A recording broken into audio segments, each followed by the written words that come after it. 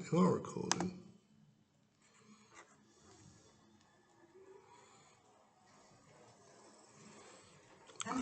If you ask me some more chairs, I've seen in the activity room next door. Oh, Jesus. There are some chairs there, and we've just got kids colouring in there today. So I doubt whether, so if you want some extra chairs in the next room there, Okay. there's some we can nab.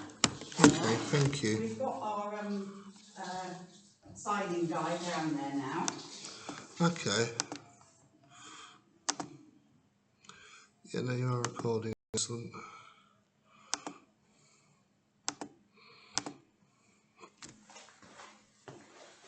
Right. It is recording, so I've got a backup recording just in case.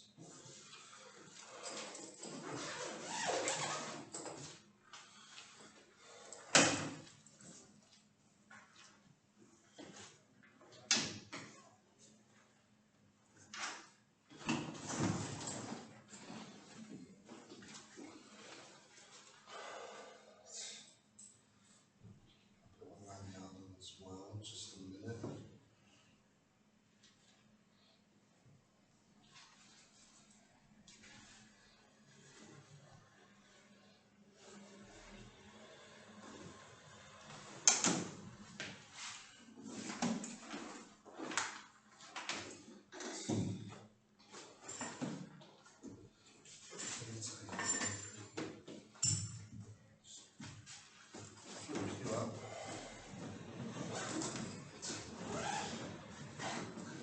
Safer, but I think like before I click pause doing that to just be camera going.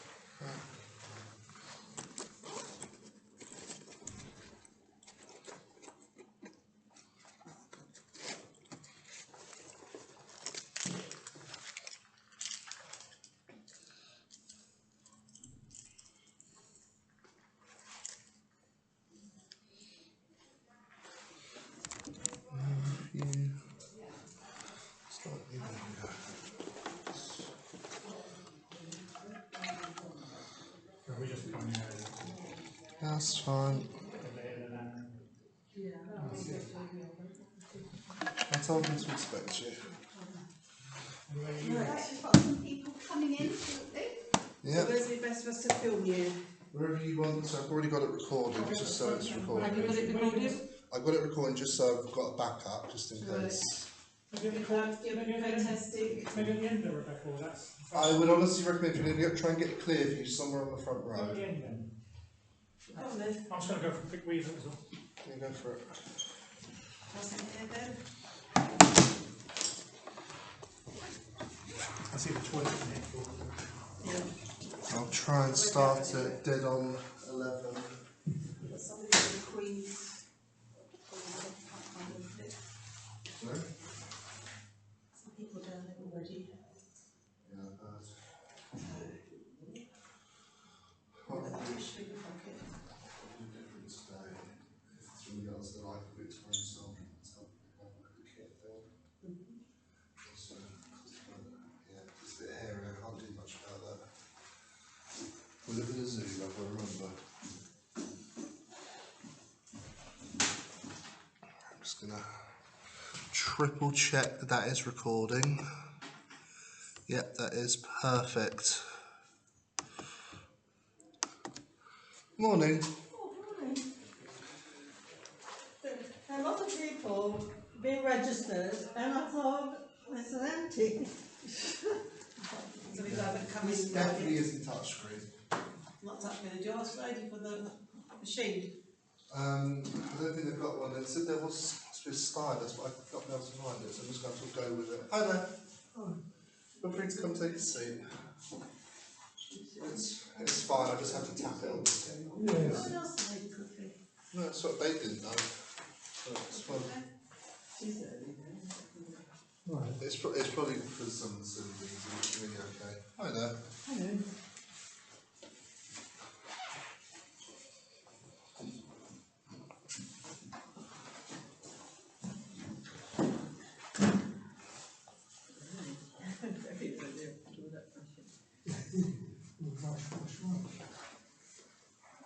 Anything I need to be mindful of is that. Can you not put it under the table then? Not really, no.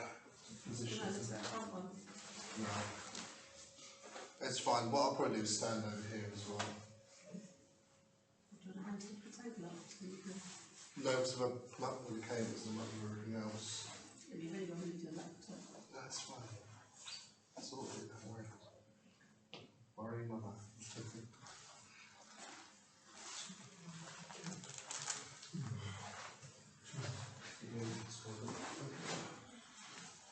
If you want, by the way, while we're waiting, you can have a look at the uniform over there. That's the uniform, most of the Victorian soldiers of the period. Obviously it's in the style of the Royal Marines, which the Fort Cumberland Guard represent, but you can have a look at it.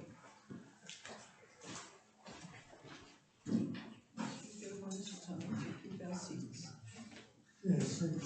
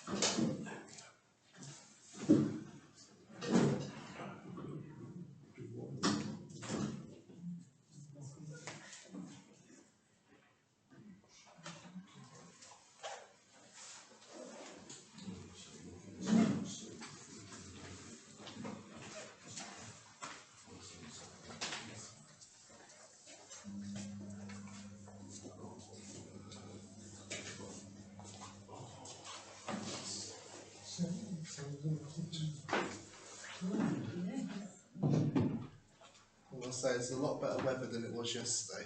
People who came here yesterday had tons of coats on. I was like, oh, they're not too bad today. Not absolutely bucketing it.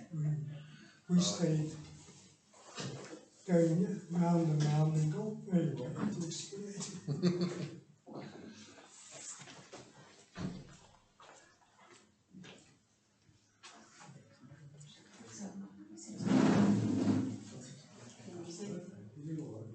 Yeah, that's fine. Well, you think you'll see through the... Check the people at the back, you're able to hear me, okay? Yes, yes. Excellent. We may do yesterday without a speaker, I don't think we'll need one today.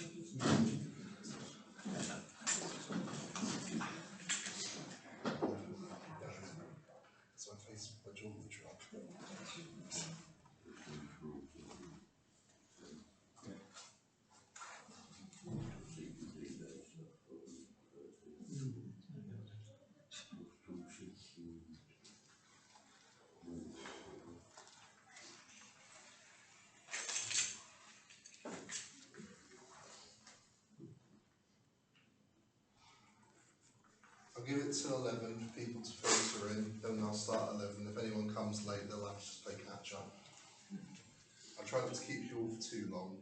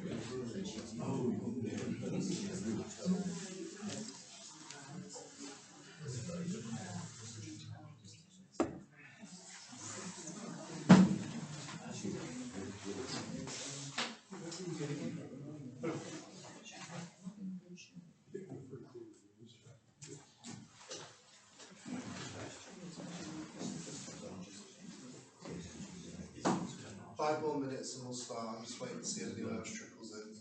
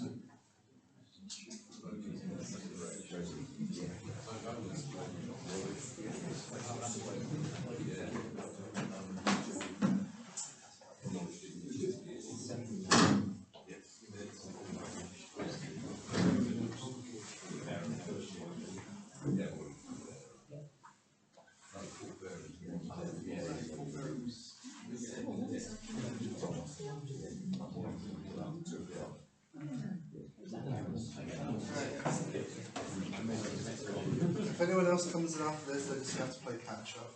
Because I want to start on time. I don't want to keep all of you far too long. So, good morning. Hope everyone's doing well today. Hope the weather's not been too bad, so that's a bonus. I did this yesterday and it still feels weird doing it now. So, don't worry. I'm nervous. You're all going to be looking at me, wondering what the hell I'm talking about half the time. So, just give me a chance if I stutter. So, hope you're all doing well. First thing first, before I get started, introduction to myself. I've actually cut this down since yesterday. Name's James Ryan, I'm a volunteer for Heritage Heritage. I also do things for the Fort Cumberland Guard, which is where all this lovely equipment here comes from. Though minus the musket, they wouldn't let me bring that. I have been with Heritage for about 2.5 years, member of the Guard for coming up to 2 now. So, as you can tell, I seem to love my history, hence why I'm here. Now, I'll admit this is not the first time now, but the second time doing this talk. I'm still nervous, I'm still a little bit getting used to doing all this, so if you see me freeze up, if I start doing things and seem like I'm coping with something, just give me a chance. I'm trying to get through this as much as all of you are going to be here listening to me, so hopefully I don't freeze up at all. I didn't freeze up yesterday, let's keep that trend going today. You'll also notice a bit of humour at points I try and put into this. Is so that you're not bored and I'm not bored. Because if I get bored, you'll get bored very quickly as well. And I've got you for about an hour and a half, so let's try not to get bored. If I do notice anyone falling asleep, well, you can do that. I'm not going to stop you. So, what can you actually expect in this talk before I get started? First of all, I'm going to cover the history of Gosport's earlier defences.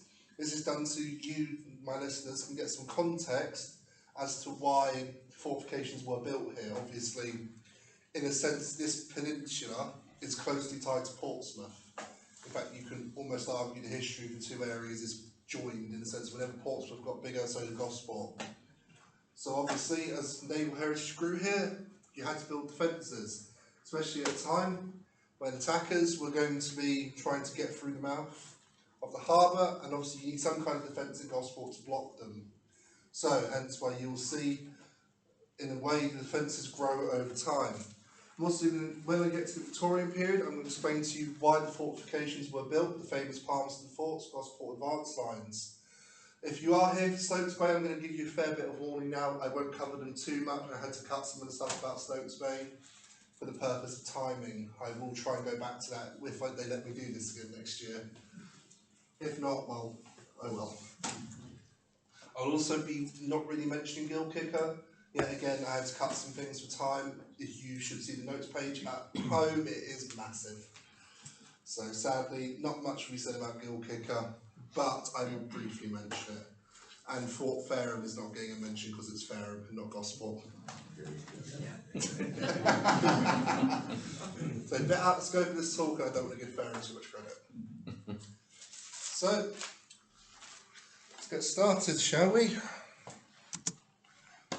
Now, this isn't in Gosport, and you're probably looking at me going, why the hell has he put a picture of Portchester Castle? Well, if you're going to talk about fortifications, you have to start somewhere. Portchester Castle itself, I did this talk yesterday and I still can't remember some things about it. It's one of the Saxon Shore forts. Saxon Shore, referring to the fact that the area on the south coast of England was attacked by the Saxons, who would later become the Anglo-Saxons. This group obviously attacked Roman Britain, so they had to build fortifications. This fort was constructed between 285 and 290 AD by, and I'm going to butcher his name here, Marcus Aurelius Caraccius. I think that's how you say it. Anyone who knows Roman history will probably correct me if I'm wrong. And it was one of several forts built along the south coast.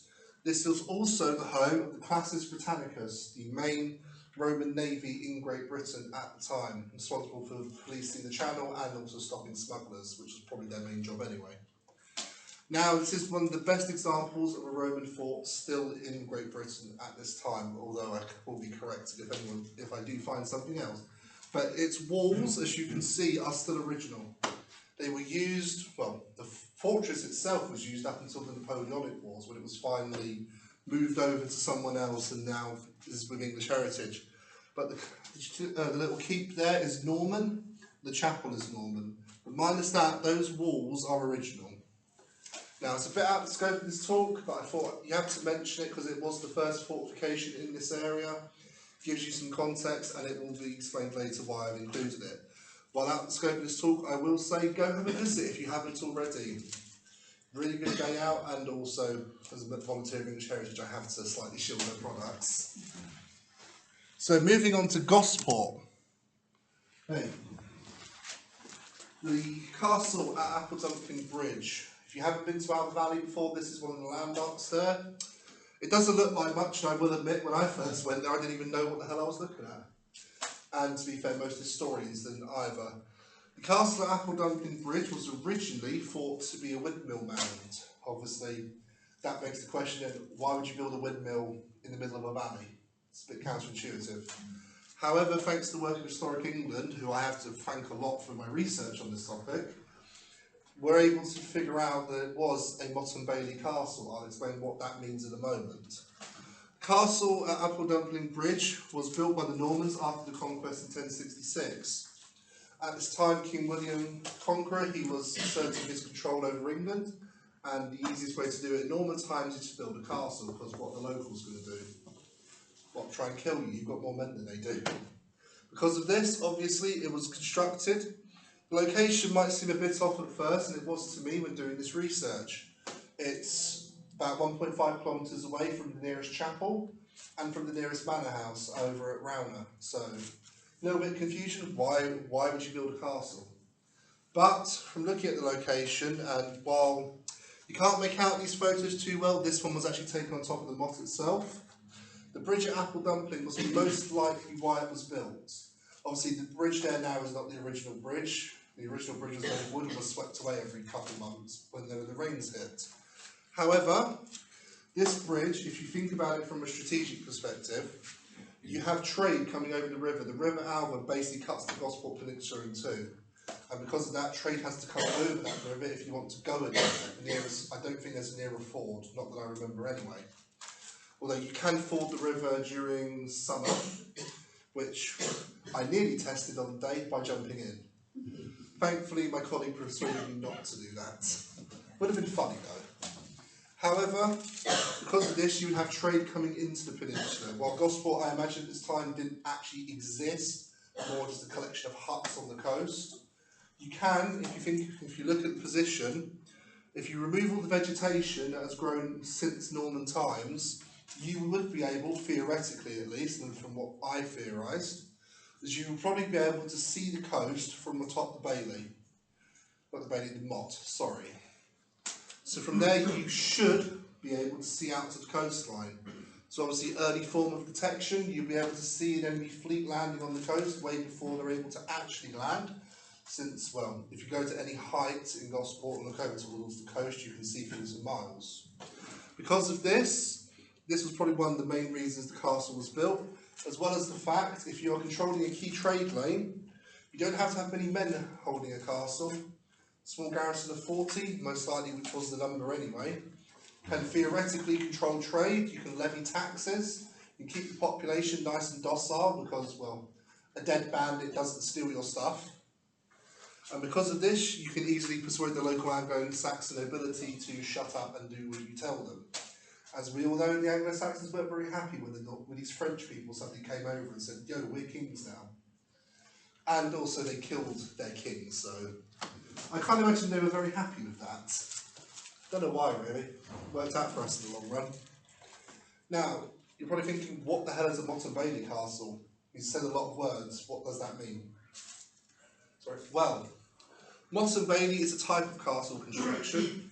The motte here is a raised mound of earth which they excavate when constructing the bailey. You basically dig out an area, put it up into a mound and build a keep atop it. The site itself, it's not that big when you go there, so which is why me and others theorised that it was probably quite small, probably not very significant. But it was constructed obviously for a reason. You don't just build castles for no reason, although some lords did. Germans are notorious for it. However, because we theorised, well, me and a colleague theorised that the gate was most likely here, because this to the south, Dead Man's Hollow, is all marshland, so you wouldn't really have a gate going into marshland, especially for cavalry. When I said to think back to Portchester Castle, there's a good reason for that. Portchester Castle was held by the Morday family. They were one of the preeminent Norman families. Because of this, they were put in the very trusted position of holding a major fortress. They also built this castle. So, if you're in control of Portchester Castle, if you've got banditry in Gosport, you can't really send cavalry, because they'll take a couple hours to get there, maybe a day on foot if you've got men on foot. So you can't control the crossing point very well. However, you build a small castle, you can put a group of about 40, 30 men there, and they can keep the area secured, and they can also guard the bridge, and they'll also have a stable, which means that if you do have to get a messenger out, you can send riders from the stable either to the main castle at Portchester or use them to patrol the surrounding area. Because that is why the castle was built. The site, however, is not much to look at nowadays. It fell apart very quickly. There were references to it throughout the 11th and 12th century when it comes into the ownership of the Falaise family. I think that's how you say it. Yet again, I'm going to butcher a lot of French words here. However, the castle disappears from my mentions about the 13th century. Some sources disagree on this, but by this point, the site was made of wood. It probably fell apart and rotted anyway. With the Motte and Bailey, obviously the keep will be made of wood. You'll have a storeroom on the lower floor. You're going to have a guard room on the first floor where you'll have all your soldiers. You normally have some kind of extra storage as well for weapons on the floor above, and obviously his lordship will have his on the highest floor because he's got to feel important about himself. I didn't realise this until I did my research actually. Westminster Castle in London was originally a Motte and Bailey castle if you look at the design of it. And obviously now it's a bit more grander and more permanent, but still something to keep in mind. The site itself fell into much disuse. As I said, they originally thought it was a windmill mound. No one really paid attention to it. However, as you can see here, a pillbox was built on the site during the Second World War. Because Grange Airfield, now HMS Sultan, is very close by to the site, with a threat of German invasion, and also the fact you need to defend an airfield. Airfields don't really defend themselves. They built it to cover the approaches throughout the valley, yet again covering those approaches via the river and also across the marshland. This pillbox though sadly is not in a very good state today. The local kids tend to grab the bricks and throw them in the river. Quite a lot of bricks in that river. It makes me sad. But they have also filled it with concrete, so that's quite sad as well, but that's not my place to say anything about. This obviously, I say permanent, not really, but it was the first fortification to be built in Gosport, so I felt it needed to have a mention. So, now I've said castle enough times to have a few pounds to go for a drink afterwards.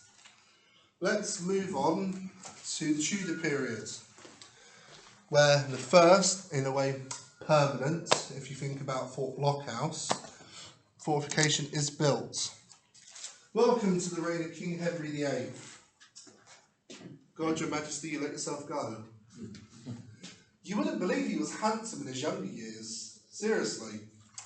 Also, you see the armour they built for him from the Italian wars. Not very pleasing. However, we don't talk about the dead too badly, and also I don't want to talk about a ruler too badly. So, that's just for a laugh.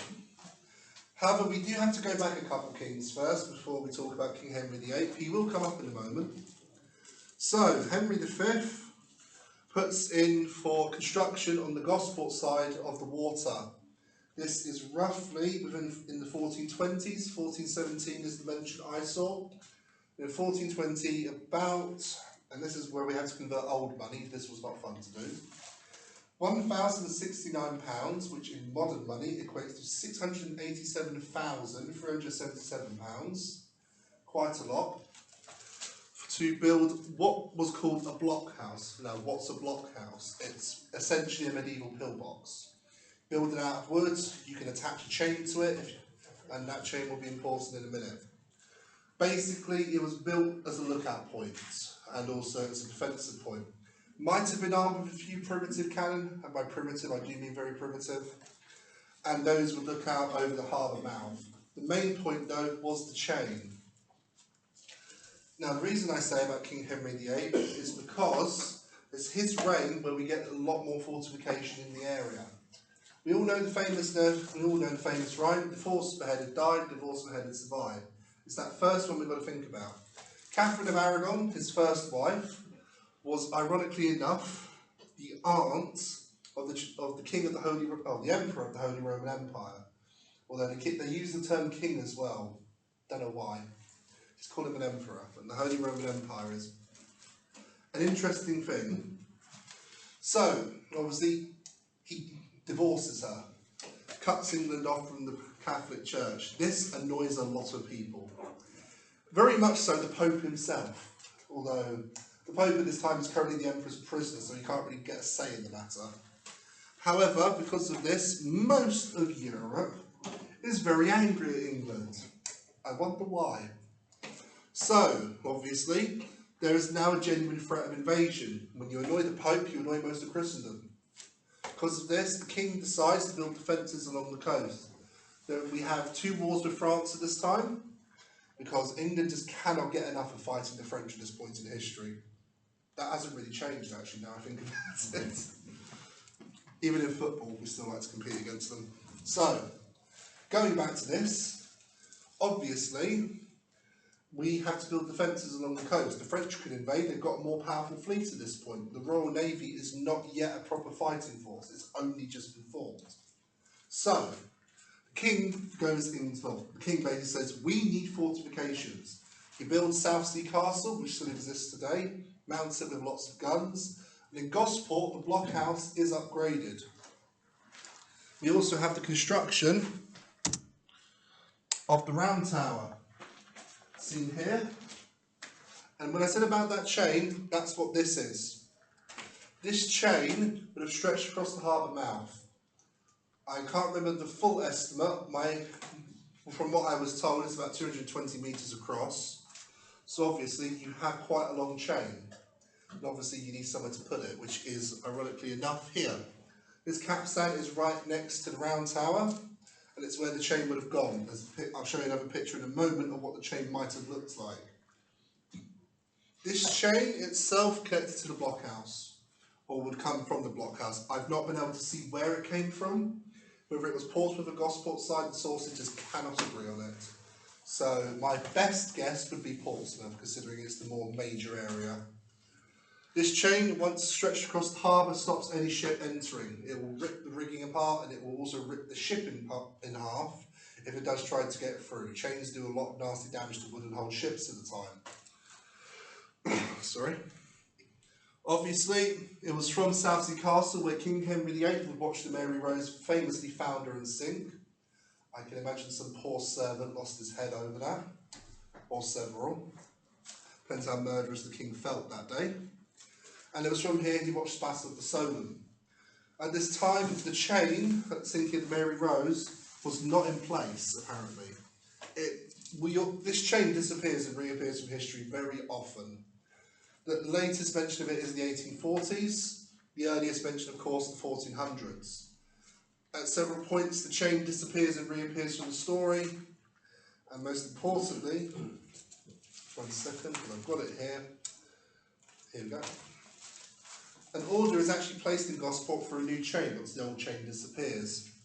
This order is placed in 1664, sorry, let me correct myself, and which, this is funny to read, they ordered for a chain of 460 fathoms long, which in modern estimates, or modern terms, is 475.5 metres.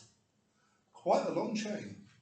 Historians couldn't agree whether this chain was actually a defensive chain or whether it was actually to be used for mooring. I lean towards defensive because you don't need a chain that long to moor ships. If you're breaking it apart, it just doesn't make sense. However, the plague then ravages Gosport, which sets construction very far back. I don't know if the blacksmith himself died. The blacksmith was called Edward Sylvester, and he was a Gosport local. Now, this chain is not completed, though, until 1671. And by this time it has reduced in length to about 175 fathoms. So the number comes down quite a bit, which leads me back towards the idea of defence rather than for mooring. The chain, of course, as I said, reappears and disappears at several points throughout history. In fact, I'll sort of go over to the next one so you can see how it might have looked, because it will play into what I'm about to say. You can see the modern view of Fort Blockhouse. The area here, roughly, is where it is believed the blockhouse actually was, although because you can't get into Fort Blockhouse, I can't really go and check. MOD weren't very willing to answer my emails, and I don't really know anyone in there who can get me in there, so I just have to make my best guess. Hopefully once it's decommissioned we can go have a look and I can go see if my facts were right. The chain here is a recreation of what it might have looked like, a section of it. The chain reappears in the 1700s at one point during 1779, as it is raised during the American War of Independence when a Franco-Spanish fleet sails by, although I don't think they would have needed it. It is then tested again in 1801 as it's seen on as it's said is on the seabed ready to go, and a last check it is tested again then, and then it just disappears from record. And this photograph here is 1840 when it was found again. And that was the chain that was dug up. That is now on display in Southsea Castle. So if you do want to see sort of what it would have looked like, I'd recommend going over there and having a look. However, I said this chain is temperamental, it likes to reappear whenever it wants to. If there is more, it might still be buried on the seafloor. I don't think there's anything left, if I'm honest. They would have well rusted away by now. If there is anything, we'll find it if we eventually dig more of the channel up. Now, I've gone on about this chain enough, let's go on about a castle again. Don't worry, this one's very short. It was called Hazelworth Castle. We have records of it during 1545 when a new garrison commander is chosen. However, it's more than likely that the castle never really had much purpose. It was down where Fort Monkton is now, and of course I can't really get close to Fort Monkton, so I can't confirm this. There is also at this time another battery is constructed at the blockhouse called Lyndon's Battery, although yet again the sources just say it was built. They didn't actually say what it had. An estimate of about 6 cannon is what I've heard, which is what I'm going to go with. It makes more sense than just digging some earthworks for no purpose, because yet again you don't build things for no reason. Actually that's a lie, some countries do. However, back to Hazelworth Castle. The castle story, as I said, is rather short and uneventful. By 1588 the castle itself is falling apart, and anything left nowadays is probably buried meters and meters and meters underground, which you can't really get to. So if there is any artefacts, we haven't found them. And if there is a castle lot, it's not sure. There could be, it could not be. This is just what historians have said, and this is what I've gone with. My sources couldn't agree on anything, so I had to make a lot of judgment calls. We're done with the Tudor period now, not really much is done, as you can see. They sort of just, they build a blockhouse, they build a little battery, they build a castle, and that's sort of it. Gosport's once again forgotten, left, which is more often not the story with Gosport in terms of Portsmouth. Although it's time for some change. Finally, the Stuarts are here. This lovely man is Sir Richard de Gaume. Sorry, Sir Bernard de Gaume, sorry, and he was Dutch. His name's weird, I think I'm pronouncing it correctly. If I'm not, well, I don't really care. Sorry.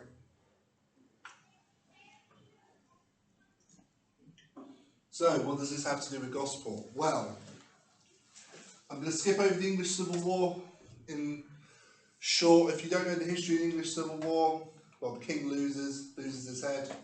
Parliament decides to take over, and then Parliament decides, actually, we like having a king. We'll bring his son back from the Netherlands. Strange, they fought a whole civil war over it, and they literally got the same thing.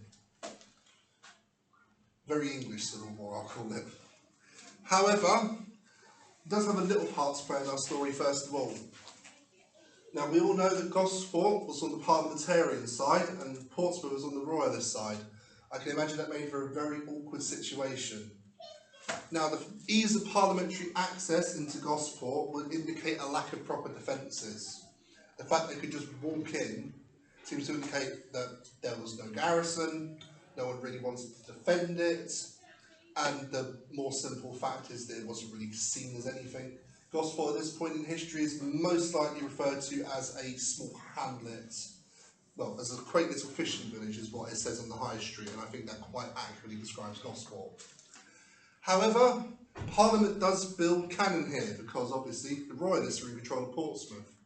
And there is a very famous story of a cannon from Gosport killing a man in Portsmouth by hitting the garrison church. Which, I don't know if that's true, I like to believe it's true because that would just be funny. History's full of funny moments. So, obviously, the battery that was constructed, they say it was built behind the barn, one battery of 10 guns. I don't know why you build it behind the barn. Maybe they're trying to camouflage it, but then it's not very much use, is it? Maybe they tore the barn down afterwards. That's probably what happened, actually. But they also built a 2-gun battery on a raised platform supported on faggots, which this word means a bundle of sticks back in ye old language, not the term we have nowadays. So, why, yet again, I mentioned the English Civil War? Well, after the English Civil War and the return of the King, Gosport is looked on favourably because King Charles II realises that Portsmouth needs more defences. It's becoming a major naval hub, and obviously you need to defend your major naval hub. Everything's in Portsmouth, and obviously you had to defend Portsmouth. So he asks, and gets Sir Bernard de Gaume, a Dutchman, who came with him to England to construct his defences. De Gaume dutifully does so, but also decides that Gosport, being across the water, has to have some kind of defence as well. You can't defend one and the other, because if someone else gets into Gosport, they'll just bombard you at anchor. So we have, this is why I say the original Gosport lines. You note the word original there, we'll see why when we get to the Georgian period. So, this map here is roughly what they look like. I can't get an accurate reading for you since most of it nowadays is gone. The only real part that's still there is up near Trinity Church, although that's got Georgian in it as well, but it is a rough estimate of what it would have looked like. The only other place you might be able to see it is behind the oil terminal, but I doubt they're going to let you in there. So this map is your best guess, really. As you can see, the defences encompass most of the peninsula and obviously provides protection. Now, what kind of protection was this? Well, this. It's called a typical fortification, has a raised earthwork behind it. You have a glacis in front to protect the infantry, because during this time it was considered that you would have riflemen in these little trenches firing out over the lip, and then your infantry would then pull back into the defences once the attacker took it, and you have a moat to stop them. This is what is considered a typical defence of the period, and it fairly much stays the same. Obviously more big guns though. So, de Gaume decides these defences had to be built all around Gosport. Earthworks, major redoubts, major bastions. In short, Gosport goes from being completely undefended to encircled by earthworks. Now, this picture here is obviously near Trinity Church. This is one of the original earthworks, it is believed. So if you want an idea how it would have looked, definitely recommend going having a look there afterwards. He doesn't just build fortifications, he doesn't just build earthworks though. De Gaume builds 2 fortresses in Gosport. These are named Fort Charles and Fort James. Hey, that's my name.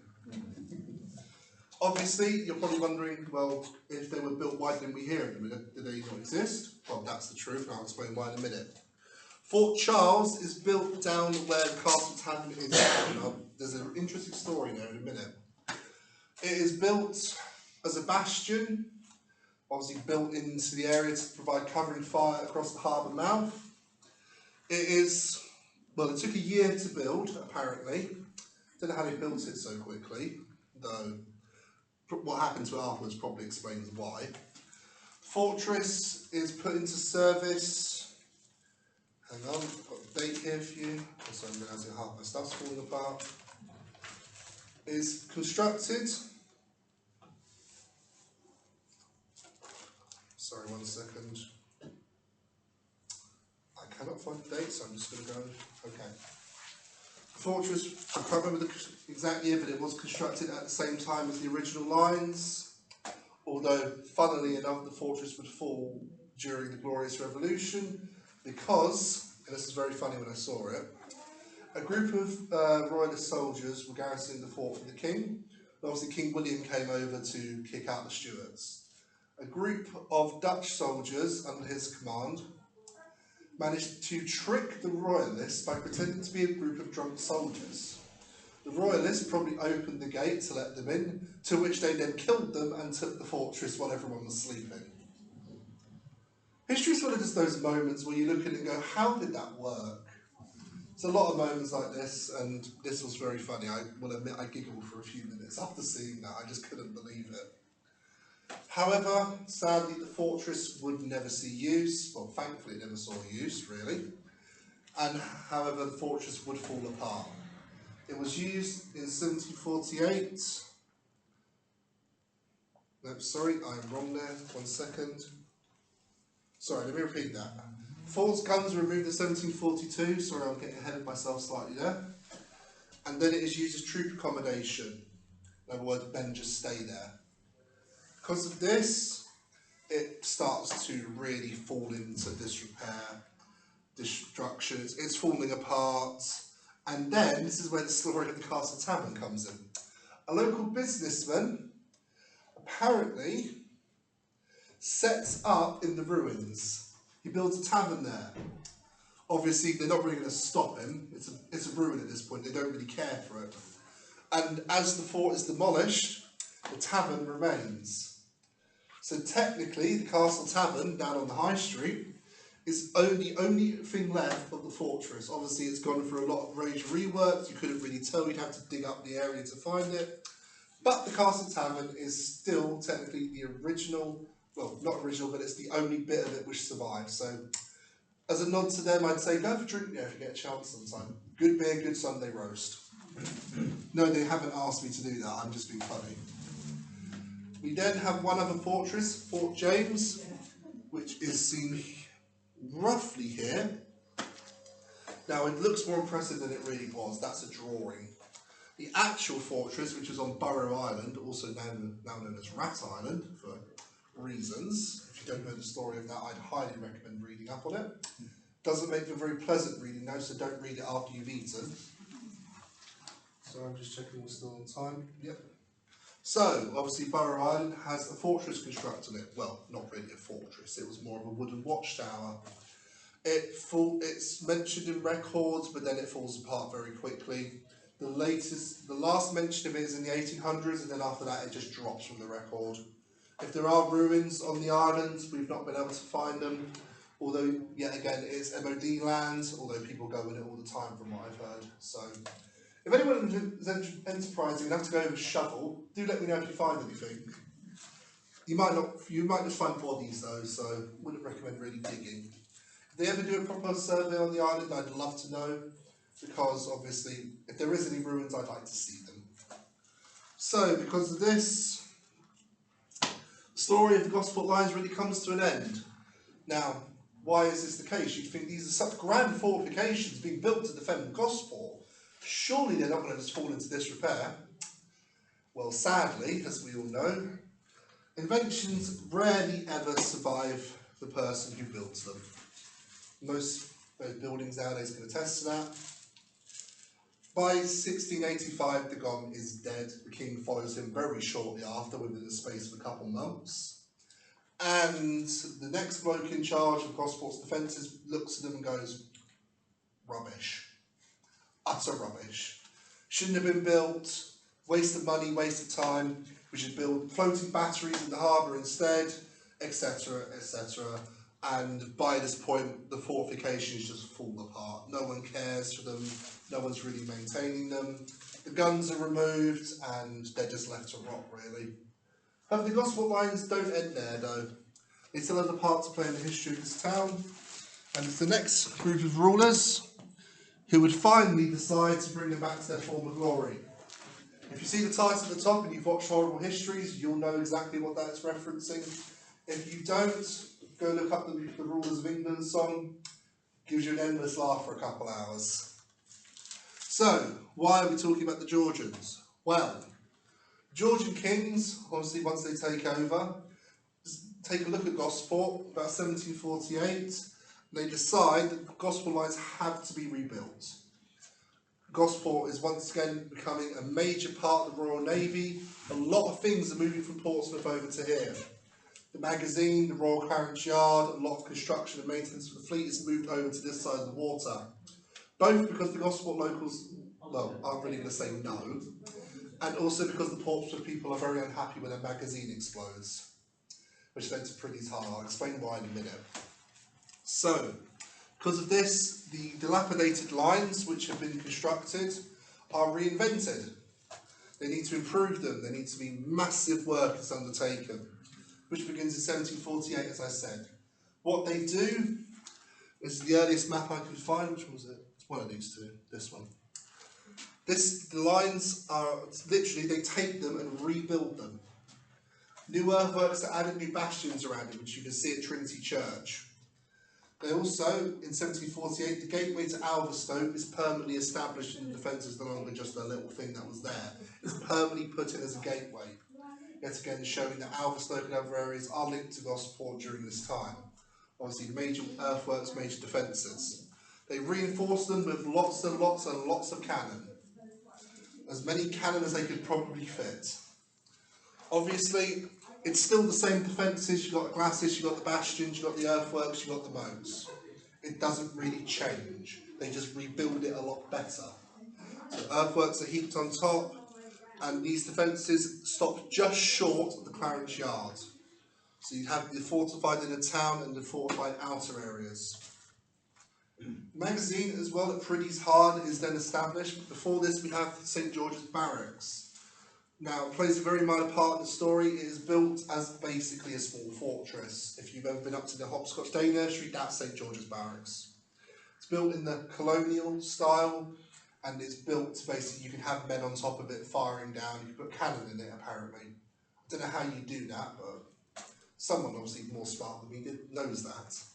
However, the construction of this is heavily criticised because, obviously, any attack can just blow the structure apart. Fire enough cannon or something, it will eventually collapse. Because of this, it's left outside the main defences, it's just outside. Obviously then, Priddy's Heart. Now, remember when I said about a magazine explosion in Portsmouth? Well, that causes it. In Portsmouth, the ammunition was stored at the Square Tower, and then it explodes, killing a lot of people and very much angering the locals in Portsmouth, who write to the King very furiously, demanding that this magazine, which is so dangerous, be moved from a populated centre to another populated centre in Gosport. They very much like us, don't they? I'm not a native myself, but Gosport seems to get the short end of the stick quite often. So the magazine is moved over to Priddy's Heart. Why is this important? Well, not only then did the lines have to cover it, but also the Royal Board of Ordnance takes over fortification work. It's now their area, so they're going to do what they can to protect their precious little magazine. If you do go over to Powder Monkey, now why do I mention Powder Monkey? Very simply, not only good beer, and they let me go and have a look and take a lot of photographs. Thank you to them, so I will have to slightly shield them and say, go and have a drink at their tap room, that was the condition. However, the earthworks over there are some of the originals, one of the few surviving original earthworks. So if you get a chance, go have a look over them. I'm not sure when they're open again. They seem to change the date every so often. So have a look online. If you see they're open, go up. I'd highly recommend it. As you can also see a bunch of old magazines as well, which not as cool as the earthworks, but that's my personal take anyway. Obviously with Priddy's Heart becoming a major area for naval stores, it has to be fortified. So the lines are expanded. Sorry, hang on. I've turned this over way too fast. Yep, 1757, the next line of fortifications are constructed. They, in short, just expand it. As you can see on this map, it stops here. On this map, it is expanded. A lot more has been covered. Priddy's Heart is heavily fortified. Obviously, because you don't want the cannonballs setting off all your precious gunpowder. That's not a fun time for anyone involved. And, of course, these fortifications are massively important. In short, if you can, with these fortifications, Gosport is very, very well fortified.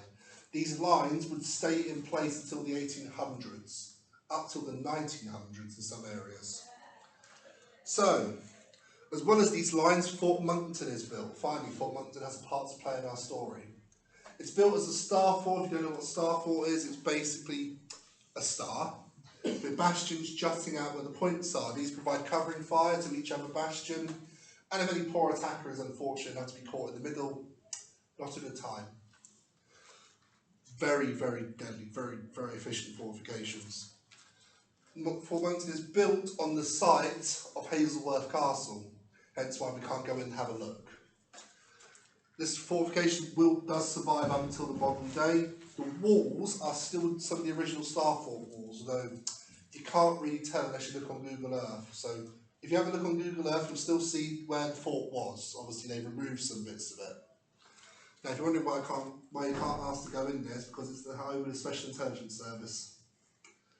So you disappear very quickly, and I don't feel like disappearing. Now, by 1790, the only stretch of the Gosport lines is still visible today, up at Prilly's Hard is completed. After this, they then shoved the area full of cannon. There was apparently a battery at Clarence area, somewhere they call it Clarence Battery, but I can't find anything to show it was there. Every map I looked at mentioned it, but you can't find it. So it's very likely they either demolished the battery, or it was just replaced at some point throughout its life, which is about the theme of all these fortifications. They build them, then to get rid of them. As well as this though, as I said, all good things now have to come to an end. The year is by 1814, most of the guns of the Gosport lines were removed. The evidence suggested some were in place until the 1830s, which is impressive considering their old cannons. Obviously by 1852, Gomer and Elson, the two forts, are constructed, which provides an additional line of defence, although the lines themselves still continue. The military rationale for it is weird, I'll explain in a minute, but in short they decide that if the defenders of the Gosport advance lines need a place to fall back to, so they'll keep the lines in place. Though, as any person with a brain during this period would note, they were useless, arcing fire could destroy them, cannons could blow them away, and the infantry could probably take it by storm. And by 1890, the lines are starting to be gradually demolished, which is a process which continues up till the modern day. So if you do get a chance before they're demolished, go have a look. You can see some Georgian fortifications, and you can obviously see how defences at this time worked. Now we finally made it, 10,000 words later, and you all look like you want to fall asleep. So, now let's get to the main part, the Gomer-Elson line, the Gosport Advance line, whatever you want to call it. We're coming to those now. So with me ever mindful of the phrase from Monty Python, I say let's get on with it. Oh, sorry. Don't worry, I understand this in just a moment. Welcome to the Victorian period. Europe is in turmoil. There's revolutions across the world. The Industrial Revolution propels Britain into the modern era. And the French have decided once again to rear their ugly heads. We beat the French at Waterloo, and France seems to go into a period of decline. Palmerston's Follies are constructed during this time, and I'll tell you why in just a moment. So, first things first, we need to explain this image. So, Napoleon was dead on St. Helena by this time, thank God, and he was returned to France later on. But it turns out he had a nephew, Louis Napoleon. He's got a very fine moustache, doesn't he? He is elected President of France. He then decides in a totally 100% legitimate and totally not rigged referendum that he is now going to reorganise the French Republic into the Second French Empire. I see where Star Wars got their inspiration now, come to think of it. So he decides, so we now go on to Louis, I am now the Emperor like my uncle Napoleon. Sorry, 1 second. So what does a Frenchman have to do with anything? Well, he decides that France needs to be improved. France has to have power again. So he rapidly industrialises the country. France goes from a backwater to an industrial powerhouse in the space of 20 years, a couple less, and it scares the Admiralty, and I mean it really scares the Admiralty and the British public. Obviously, his aim was misinterpreted. If you actually look at the sources, he didn't want to be Britain's enemy, he actually wanted to be Britain's ally. He thought highly of the British. He thought highly of Queen Victoria apparently as well, which is quite impressive considering we beat them in 1815. And sunk the navy at Trafalgar, but details. He expands France's power to give France basically a hand in negotiations. In the words of Teddy Roosevelt, talk softly but carry a big stick. And sure have the threat to back up what you mean, which is what he wanted. He wanted France to be able to carry her threats against anyone and have the power to sway diplomatic negotiations in Europe. Now, well, because of this, our dear Emperor himself builds arguably the threat which begins this whole nonsense, the Gloire, and that is actually a painting of her. She was an ironclad. Now, what the hell is an ironclad, I hear you all ask? Thank you. So an ironclad is a wooden-hulled warship which you stick iron plates on the side of. Bit stupid because we just built it better. But this ship fundamentally changes naval warfare. Europe panics. The introduction of shells seen during the Crimean War when the the Russian Navy utterly obliterates the Ottoman Navy in a single battle. High explosive shells change naval warfare forever. So the French decide to stick iron on the side of their ships, stops shells, and it stops people being able to fire cannonballs through them. However, overnight, this suddenly makes every ship in the Royal Navy obsolete, because now our cannon can't get through that that iron armour. This sends a proverbial shockwave through the Admiralty. Suddenly, the Royal Navy is no longer the bloke in charge. Suddenly, the Royal Navy can't protect the country, because obviously the French can just jump across with one of these. And I do not kid you when I say that this sends panic, utter panic, through every level of British society, from the bottom to the top. Even the Queen was terrified. So, Britain panics, hits the alarm button, and the response is to build HMS Warrior. Lovely picture, by the way. Lovely ship as well. So go have a look at it if you get a chance at the historic dockyard. Beautiful. However, she and her sister, Black Prince, Defiance and Resistance are not built in sufficient numbers to challenge the French, who are pumping out ships like this like every other year.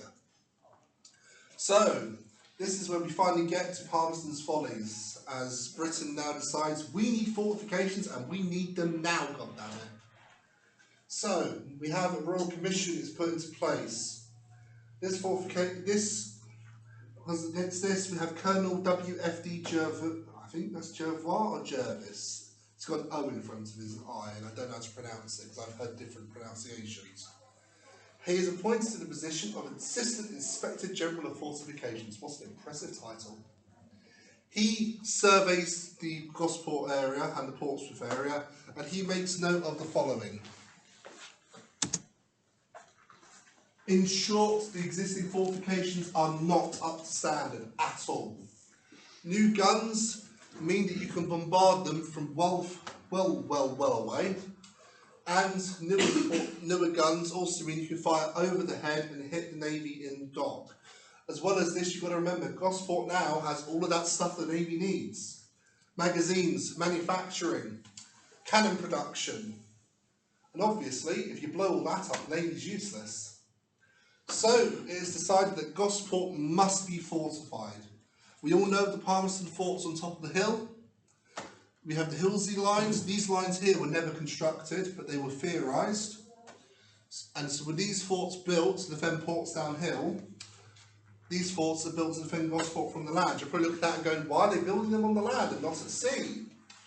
Well, in short, it is feared that the French Navy could easily punch through the Solent and land the force up the coast. They can march overland, put cannon in Gosport and bombard the Royal Navy till it sinks. So it is said we need to put cannons facing the landward side. These batteries were supposed to defend both sides, however, construction meant this couldn't happen. Obviously, we have also the forts out in the Solent. Whether these would have been used is hard to know. Thankfully, we never had to test them. I think the French were just terrified. However, this invasion panic grips Britain, so these forts are recommended for construction. New batteries are also built at Stokes Bay and Fort Monkton and Fort Gomer. Fort Gomer and Elsom are already in place by this point, so it's decided to fill the gap between them with 3 more forts. This is called the Prussian style of defence, where the forts, as you can see here on this diagram, can support each other. This fort supports this fort, this fort supports this fort. They all can help each other. It's more of an active style of defence than a passive style of defence. This was introduced, ironically enough, as I said, in Prussia. And you can hold more ground with less men. You don't need such a big fort to hold the whole area. You can have smaller forts, which in the British mindset of not spending money on defence, it ironically works. So, because of the fact the Royal Commission was ordered by the Queen herself, they couldn't really say no, could they? So it is decided to finally build these forts, and as the Commission noted themselves, these were not so much to resist as to deter. A fancy way for saying we're going to build them so people don't want to attack us, which, ironically enough, we just built the Royal Navy up and they would have been able to not invade Britain anyway, but obviously new ship designs had to be built first. Now, for the sake of my head not exploding and your head not exploding, we are going to be using Fort Brockhurst as our example. Now, the reason for this is rather simple. While they're all different shapes, they all fundamentally have the same things in them. Magazines, barracks, keeps. In short, you talk about one, you talk about all of them. So we're going to use Brockhurst, not only because I volunteer there, but also because it is the easiest one to talk about since there is so much well known about it. You might be looking at this though and going, well, why are they all built different? Why are they all built in a different way? Well, 2 of them are, but some of them are. Gomer and Elsom specifically look very different to the rest. This is because when it is decided to build them, the contracts are awarded to private companies, not by the military. Because of this, all the designers are fundamentally different and build them all differently according to the budget. Apparently, and this is only apparently, some of the companies who built these forts went bankrupt building them and they had to be replaced. Which I can just imagine was hell for the poor blokes building it, going, well, who's paying us this week? So because of this, forts all look different, so we're going to use Brockhurst as our base because it's easier to talk about Brockhurst and it's the fort you can go visit. Which, if you don't know, there is stuff on this weekend. Go up to Brockhurst. My duty to English Heritage is now done. And to the Fort Cumberland Guard, who are there Sunday. Highly recommend you go and view them. Not only because I'm part of them, but also their displays are very good. And if you want to join them, feel free to. We always accept new members. Now, Fort Brockhurst construction commences on the 31st of March 1858, and it finishes on the 18th of December 1862. The fort, as with most of the others, was built by a private company, and it was apparently the cost in their money at the time was £108,909. You can't forget the £909, which in modern money, £11,112,388.20. You cannot forget the 20 pence. A lot of money, and that's for one fort.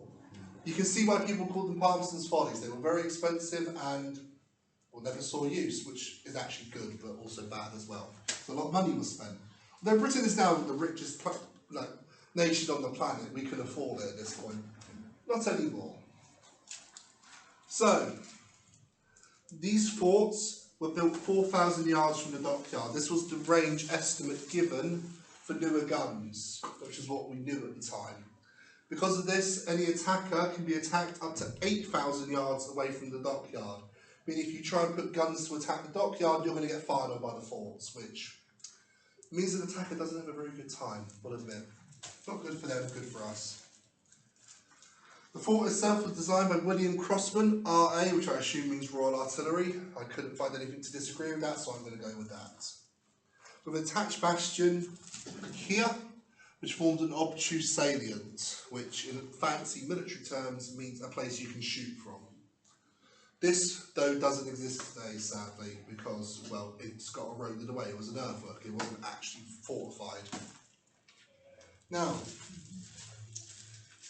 we need to look at the armament. These forts were well armed. The Caponiers themselves were armed with a bunch of 8-inch smoothbore guns. What does smoothbore mean? Well, basically, it's not got rifling. I'll put this down and briefly explain what the hell that means. So, rifled guns, if you don't know what rifling is, it's spiral grooves in a weapon, which means the shot spins as it goes out. It's more accurate, more expensive, but you do hit your target reliably. Although they are a pain to clean, because your powder just gets caught everywhere. Smoothbore is, as it says, smoothbore. It's a completely smooth barrel. The shot will bounce around sometimes. Not so much if you've got the right shape, but if you think of musket balls, they will go ping, ping, ping and shoot out. Not as accurate, but not as maintenance intensive.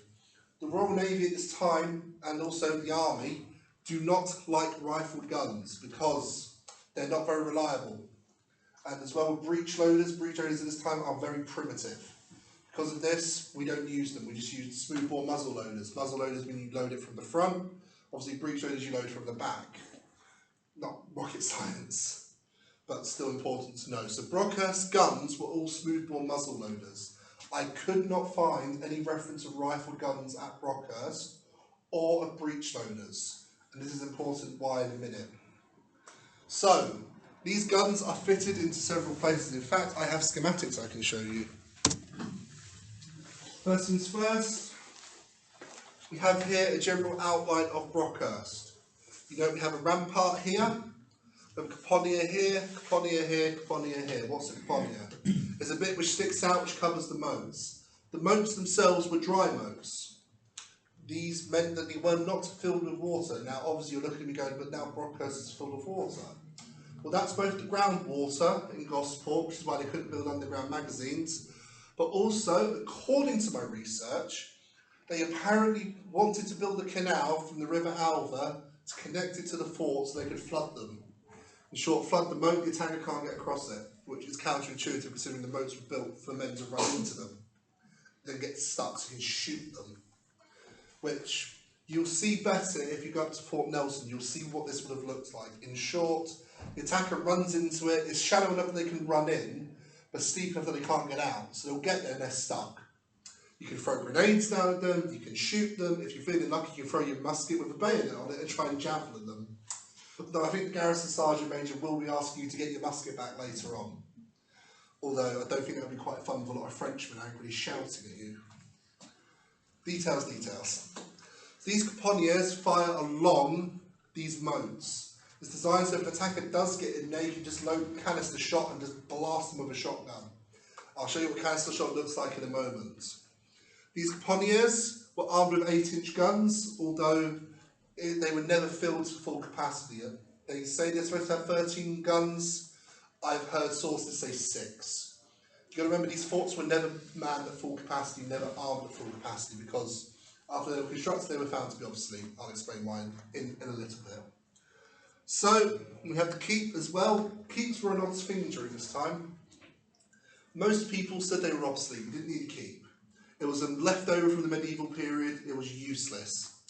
However, most generals and designers said you need a keep for a garrison to pull back to. If a garrison has a way to retreat, they will retreat and they won't fight to the death.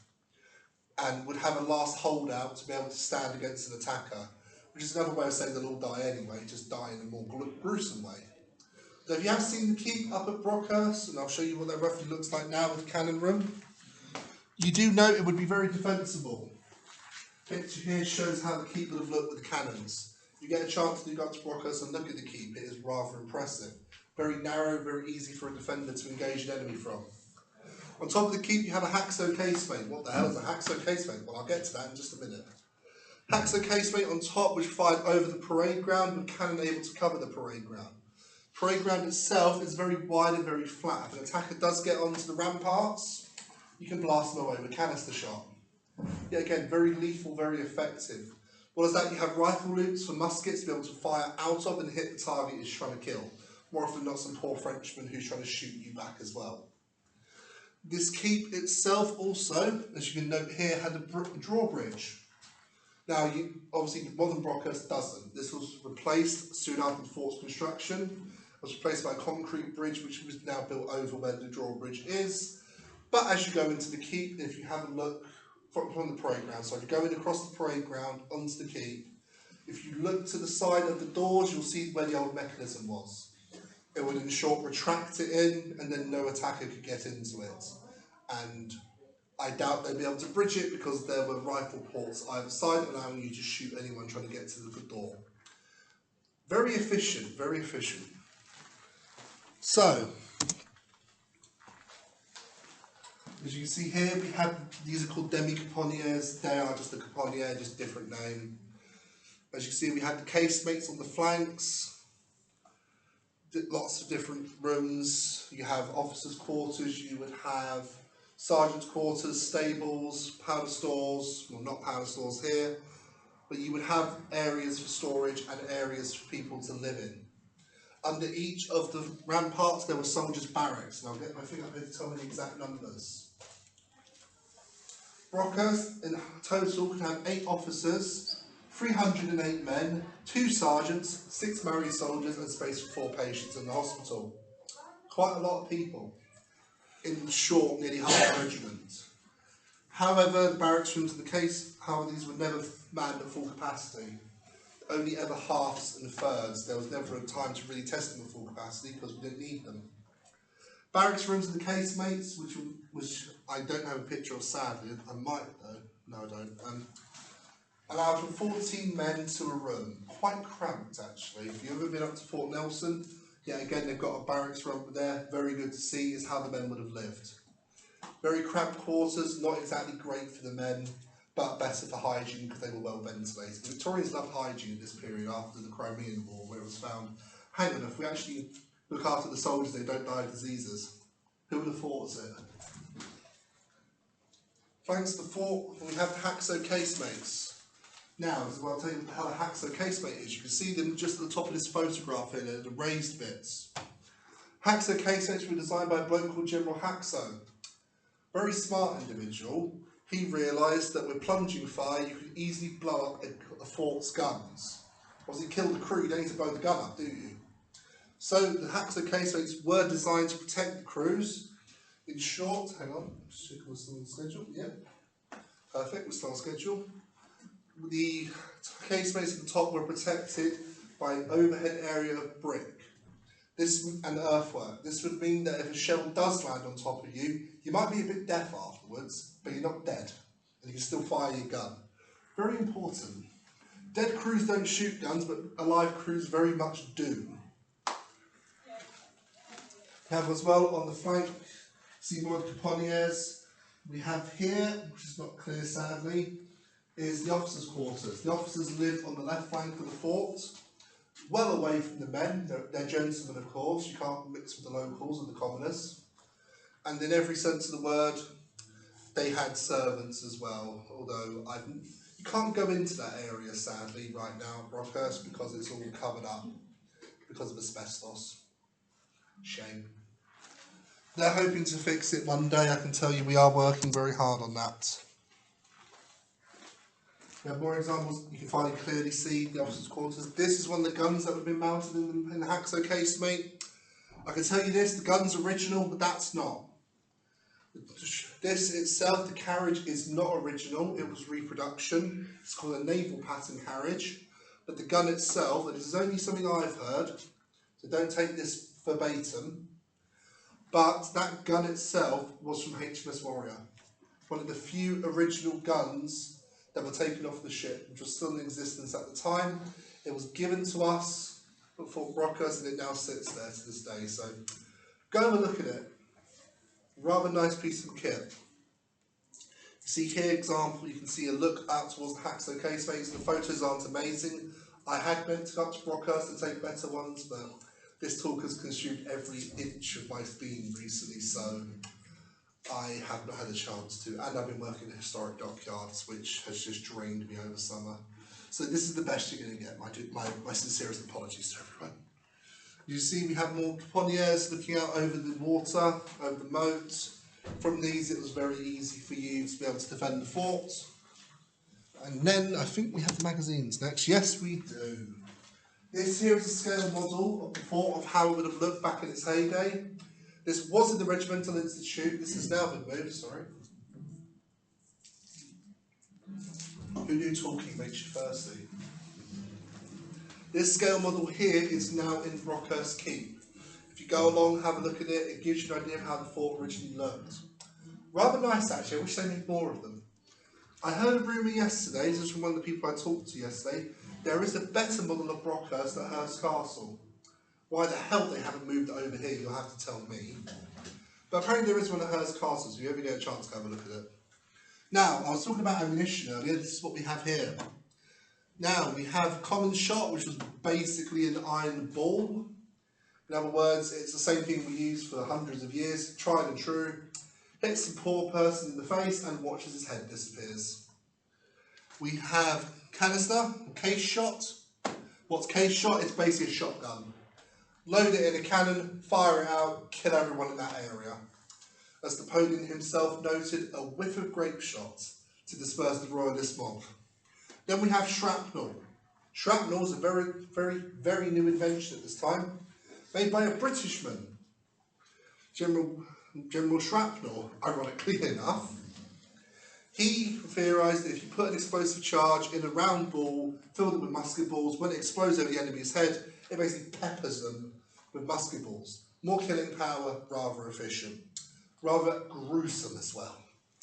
I have heard, if you've read any literature about this period, you know the wounds weren't very nice, but I'm going to spare everyone the details. The magazines at Brockhurst were not constructed underground. You might be thinking, why the hell not? Isn't that the safest place to store your ammo? Well, unlike the Portsdown Hill forts, which were built later, Brockhurst as well, most of the other forts, you cannot have an underground magazine because of the groundwater. Dig too deep, the groundwater just fills it up. You've got a flooded magazine. And to quote Total War for a moment, damn this mother, sir, wet powder makes misfires to certainty. In other words, wet gunpowder is utterly useless. Trust me, having fire black powder is already temperamental when it's dry.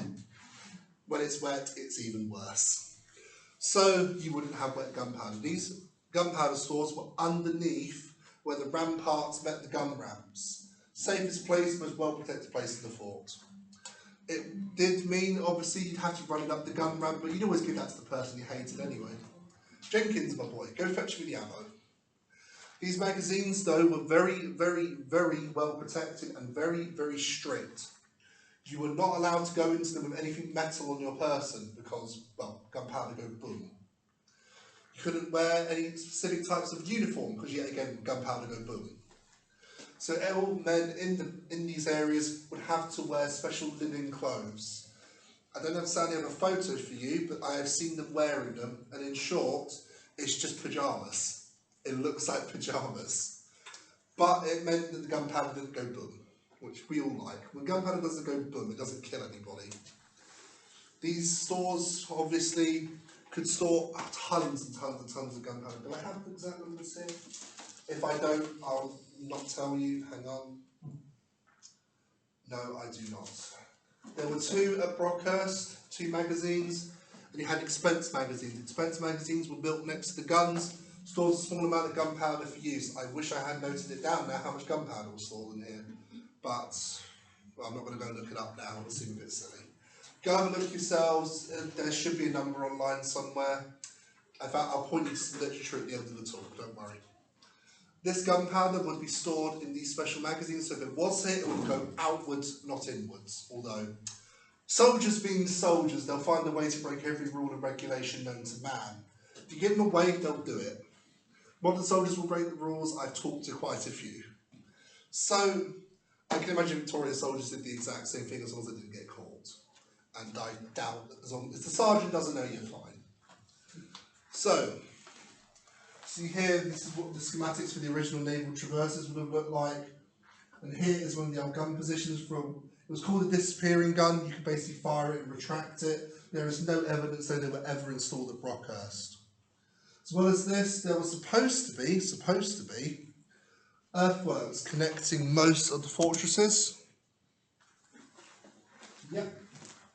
So the fortresses were supposed to, and I've only heard rumours here, were supposed to be connected by a series of earthworks. I've had people repeat that at me, but I have not found any evidence of this. If they were constructed, they've fallen apart. If they haven't been constructed, it was obviously for a good reason, most likely cost saving, because they like to build things, but they like to make them cheap. Now, during when I said earlier how the fort designs were different, This is why. Fort Elson here, built at a different time, so obviously its design was different.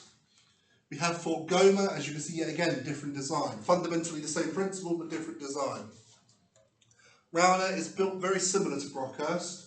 Obviously it's built at the same time, designed by the same man, so obviously they're similar. And as you can see here with Fort Elson, this is what they look like in different sections. As you can tell, Goma and Elson were built first, so obviously they're different. However, as I said, using Brockhurst as an example is the best way here because they all have the same things in them, they just look different. So, I bored you enough to death with forts now. Let's tell you about the poor soldiers who lived in them. We also have here an example of what a uniform from that period would have looked like, as well as the pictures here. You can come have a look at this afterwards. This is all my own kit. This is in the Royal Marine style, but it still shows you what it would have looked like. Soldiers during this period of lives were very regimented and very controlled. I'm going to have to use this here because I can't remember this off the top of my head.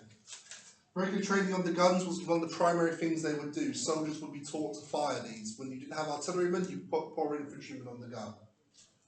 The day began with reveille at 6 a.m. 6 a.m. And the day would end at 10:15 p.m. Very long day, not much time for rest. They would have your morning parade.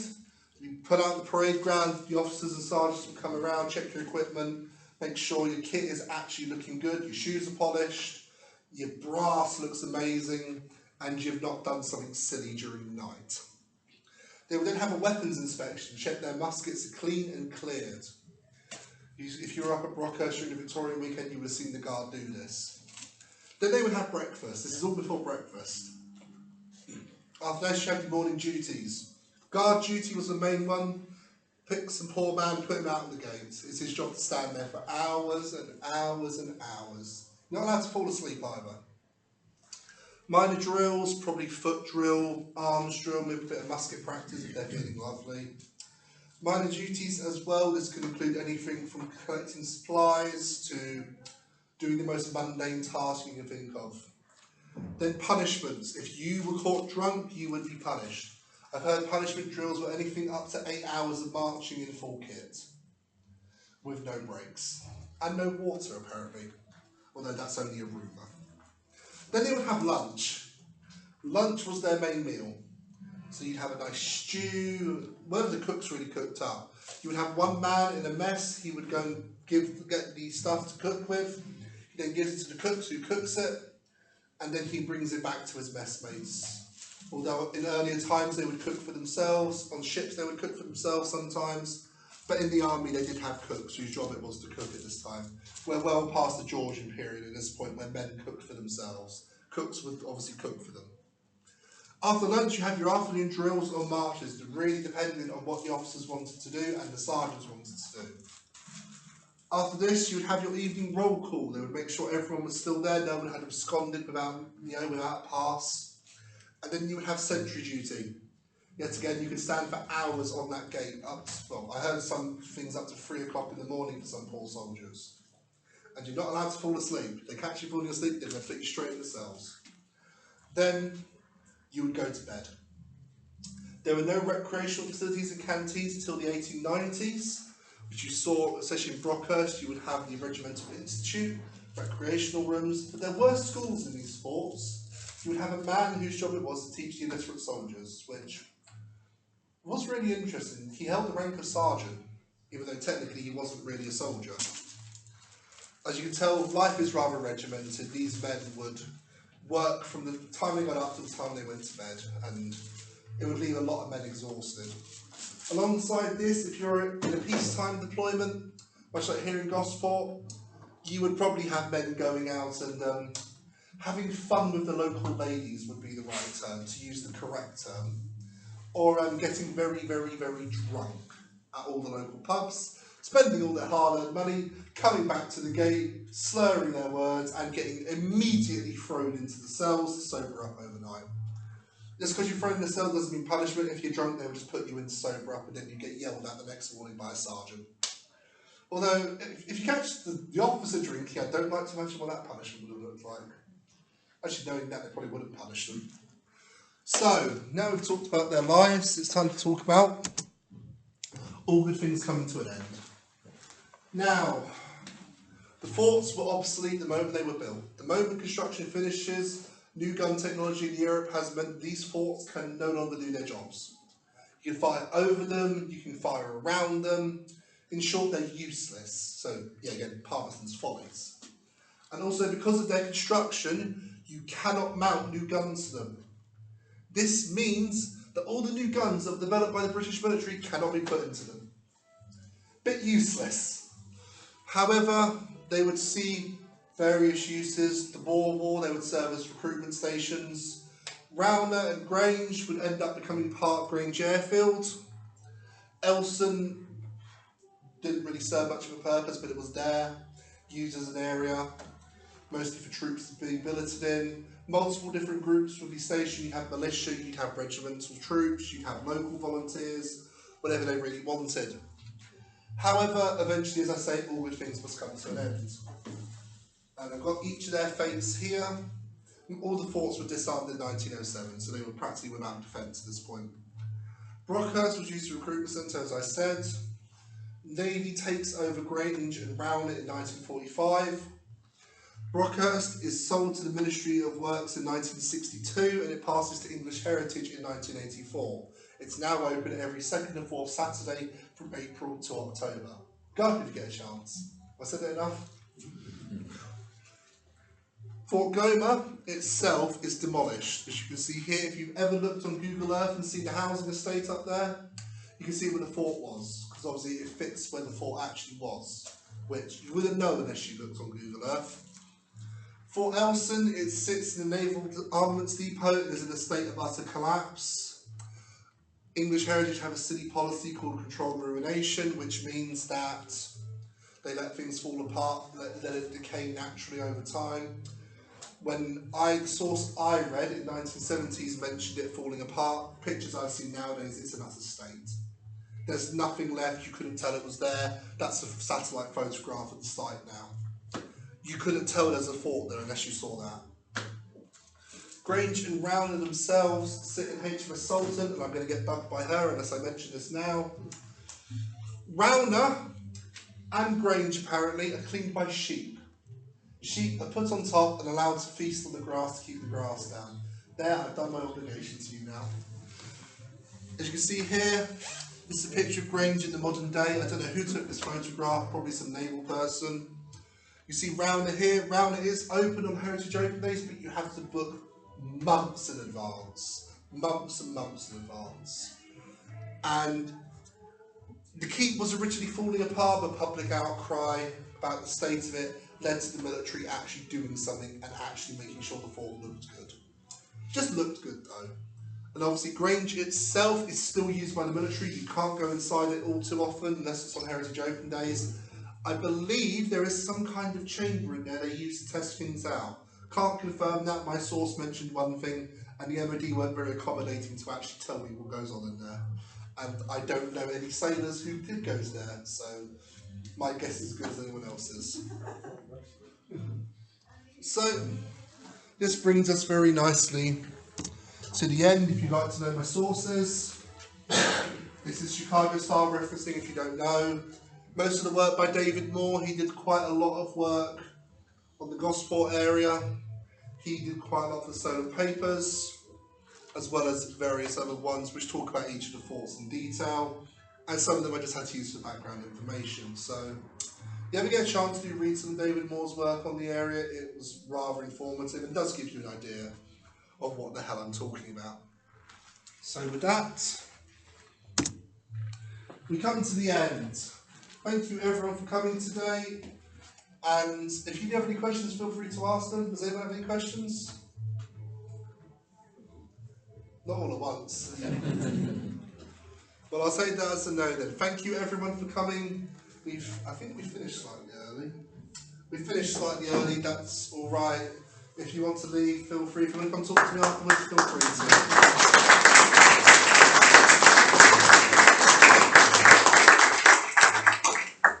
If you want to come up with the equipment, it's all here. My only request is don't take the bayonet out. They've asked me to keep it in the scabbard. You can come up with it.